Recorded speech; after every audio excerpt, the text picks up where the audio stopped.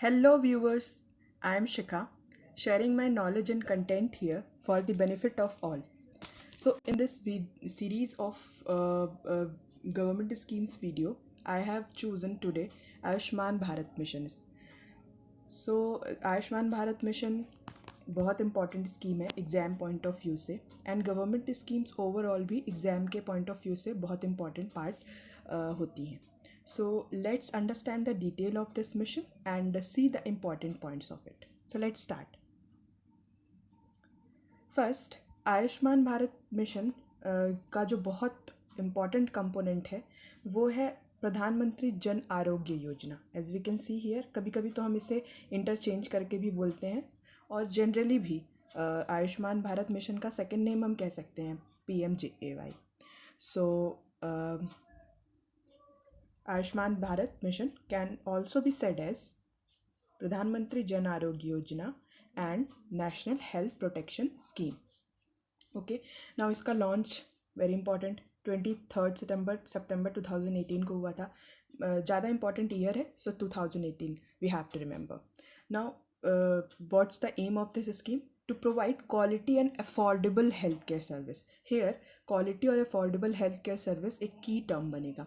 वो कैसे? सेकेंडरी और टर्शरी लेवल पे. सो हमारे हेल्थ सिस्टम में 3 टीयर्स होते हैं. इसका भी क्लासिफिकेशन है. प्राइमरी, जो कि लोकल लेवल पे होता है, जैसे कि कुछ कभी हमको छोटी सी प्रॉब्लम होती है, कुछ छोटे फीवर्स, नोज़िया या फिर कट लग गया कहीं पर, तो हम जल्दी से जल्दी मेडिकल एड लेने के लिए छोटे हॉस्पिटल्स और जो लोकल सेंटर्स होते हैं उन पे देखते हैं, उनसे उनको रीच करते हैं. तो वो हुए wellness centres, primary health centres जिसे हम कहते हैं. ये district level, regional level, village level पे भी होते हैं.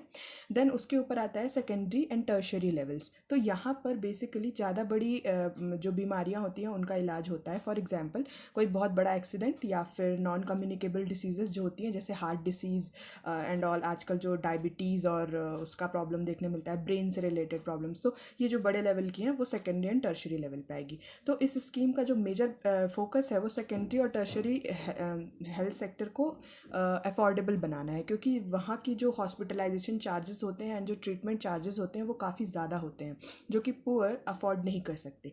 तो इसको ईजी करने के लिए, इसको अफोर्डेबल बनाने के लिए गवर्नमेंट ये हेल्थ इंश्योरेंस के फॉर्म में इनको बेनिफिट देगी इस मिशन के through. So it is providing financial protection for availing quality and affordable healthcare services at secondary and tertiary level. Okay, now इसका बहुत important aim है to achieve the vision of universal health coverage. To achieve the vision of universal health coverage. Universal health coverage एक broad term है जो कि अपने अंदर cover करता है होलसम हेल्थ बेनिफिट को, right starting from the primary level to tertiary level and even after that.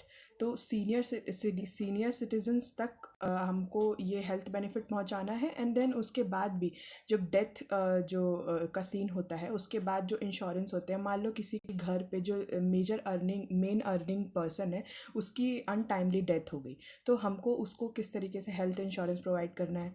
Then family के हर एक मेंबर्स तक हेल्थ बेनिफिट्स पहुंचने चाहिए, right from the child to the senior citizen. तो यूनिवर्सल हेल्थ कवरेज एक बहुत broad term है और उसके अंदर ये सारी चीज़ें आती हैं. तो ये एक छोटा सा एफर्ट है गवर्नमेंट का इस एम को अचीव करने के लिए. Okay, now ministry is important. So here health and family welfare ministry is implementing this. And specifically अगर इम्प्लीमेंटिंग एजेंसी की बात करूँ तो वो है नेशनल हेल्थ अथॉरिटी.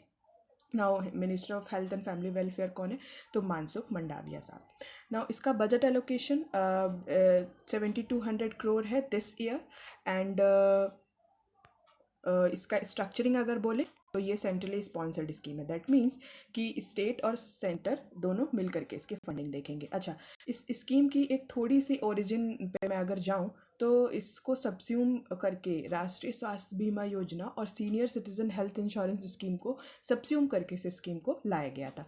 तो ये जो स्कीम है वो इन दोनों का कॉम्बिनेशन है. ओके, सो ये रही आयुष्मान भारत मिशन की बेसिक की बात. अब हम चलते हैं इसके थोड़े से और डिटेल फीचर्स पढ़ लेते हैं. सबसे बड़ा जो इसमें बेनिफिट है वो ये है 5 लाख का कवर पर फैमिली पर पर्सन पर ईयर. ये जो 5 लाख का कवर है वो फैमिली मेम्बर्स के इर्रेस्पेक्टिव में है, मतलब कितने भी फैमिली मेम्बर्स हों उसके उसके इर्रेस्पेक्टिव में है। दैट मीन्स कि उसको नहीं देखा जाएगा कि आपके फोर फैमिली मेम्बर्स वाले फैमिली को ही ये कवर मिलने वाला है। Even if you are 10, your family has 12 members, they can avail this benefit. Okay, now the second is, जो मैंने कंपोनेंट बोला था, अच्छा जो ये जो कंपोनेंट है 5 लाख वाला है वो PMJAY के अंडर में है। और जो ये सेकंड पॉइंट जो मैं अभी बोलने जा रही हूँ, ये जो इसका एम है 1,50,000 हेल्थ एंड वेलनेस सेंटर्स खोलना प्राइमरी हेल्थ सेंटर को प्रमोट करने के लिए, ये इसका सेकंड कंपोनेंट है which is under health and wellness centres. ये हेल्थ और वेलनेस सेंटर वाला जो पोर्शन है वो मैटरनल और चाइल्ड केयर सर्विसेज भी कवर करता है। तो जैसे कि मैंने पहली स्लाइड में बोला कि ये एक कॉम्प्रिहेंसिव स्कीम है और ये अचीव करना चाहती है यूनिवर्सल हेल्थ कवरेज को, तो मैटरनल और चाइल्ड केयर सर्विसेज इसमें मस्ट होंगे। Also very important point is, ये नॉन कम्युनिकेबल डिसीजेस को भी कवर करती है। तो non communicable diseases heart diseases होती है, ब्रेन से रिलेटेड डिसीज होती है, किडनी इश्यूज जो होते हैं, ये सारे नॉन कम्युनिकेबल डिसीज में आते हैं। तो कम्युनिकेबल डिसीजेस क्या होती है? वो डिसीजेस जो स्प्रेड हो सकती हैं one person to another. For example अभी हमने बहुत बड़ा आउटब्रेक देखा कोविड का, और वैसे कई सारी कम्युनिकेबल डिसीजेस होती हैं। तो कम्युनिकेबल डिसीजेस का जो केयर होता है वो गवर्नमेंट स्कीम्स और हॉस्पिटल्स में बहुत ईजिली और रेडिली अवेलेबल होता है। बट NCDs का जो कॉस्ट होता है वो बहुत ज़्यादा होता है। For example heart transplant, brain surgery, tumour, cancer की जो बीमारी होती है उसके लिए उसके ट्रीटमेंट के चार्जेस काफ़ी ज़्यादा होते हैं। तो इस सब ट्रीटमेंट को इन सब ट्रीटमेंट को ध्यान में रखते हुए गवर्नमेंट ने ये हेल्थ इंश्योरेंस स्कीम फ्रेम की है। अच्छा, अब जो ये हेल्थ इंश्योरेंस का जो हम बेनिफिट है वो दोनों प्राइवेट और पब्लिक हॉस्पिटल दोनों में ले सकते हैं। Okay, so it is we can avail the benefit in both public and private hospitals. अच्छा, इसके जो टारगेट बेनिफिशियरीज़ हैं वो कैसे सेलेक्ट किए जाएंगे? तो टारगेट बेनिफिशियरीज़ इसमें भी सोशियो इकोनॉमिक कास्ट सेंसस के बेसिस पे सेलेक्ट किए जाएंगे। अच्छा, एक बहुत इंपॉर्टेंट एडिशन था 2021-2022 बजट में। बजट 2021-22 के दौरान ये अनाउंस किया गया था कि आयुष्मान भारत मिशन के 2 प्राइमरी कंपोनेंट्स होंगे, जो उसकी एक्सटेंशंस हम बोल सकते हैं वो होंगे Ayushman Bharat health infrastructure mission, जिसमें कि health infrastructure and capacity creation पे वर्क किया जाएगा। फोकस होगा उसका किस तरीके की कैपेसिटी क्रिएशन? हेल्थ के सिस्टम्स को बनाने के लिए health institutions at all level, primary, secondary and tertiary, also eight regional, district and state level.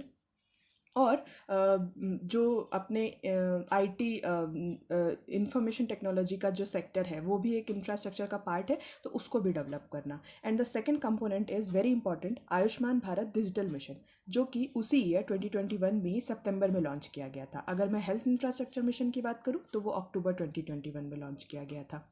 अच्छा, आयुष्मान भारत डिजिटल मिशन में क्या इंपॉर्टेंट पॉइंट्स अगर देखें तो enable health to provide health ID cards which will be portable in all the states and all over the India, and to develop lab networks at block, district and state level and combating outbreaks. जैसे कि हमने अभी देखा बहुत बड़ा phase Covid का था और उस टाइम पे हमको अपने हेल्थ इंफ्रास्ट्रक्चर की वीकनेस पता चली। तो उस वीकनेस को क्योर करने के लिए हमको पहले से ही रिसर्च एंड डेवलपमेंट की बहुत ज़्यादा ज़रूरत होगी और हेल्थ इंफ्रास्ट्रक्चर की भी। तो इस चीज़ को ध्यान में रखते हुए गवर्नमेंट ने ये 2 कंपोनेंट्स इसमें ऐड किए हैं। और एक कंपोनेंट है ई-संजीवनी का। ई-संजीवनी बहुत इंपॉर्टेंट एक टेलीमेडिसिन सपोर्ट सिस्टम होगा, जिसमें कि कहीं पर भी बैठ के हम डॉक्टर की एडवाइस एंड मेडिसिन जो उनसे लेना है, किस तरीके से हमारी डिसीज़ को क्योर किया जाए, इसकी एडवाइस ले सकते हैं और टेली कॉन्फ्रेंस कर सकते हैं वीडियो कॉल करके। तो ये टेलीमेडिसिन का जो एरा है वो काफ़ी तेज़ी से आगे बढ़ रहा है और इसीलिए गवर्नमेंट ने इसको भी अपने स्कीम में इंक्लूड करने के लिए सोचा, and this is through eSanjeevani. So that is all about Ayushman health mission, Ayushman Bharat mission, and that's it. Okay, so thank you for watching. I hope you like the video. So if you like the content in this video, then please do share it, and if you like the way I am explaining things to you, then please subscribe my channel. Thank you.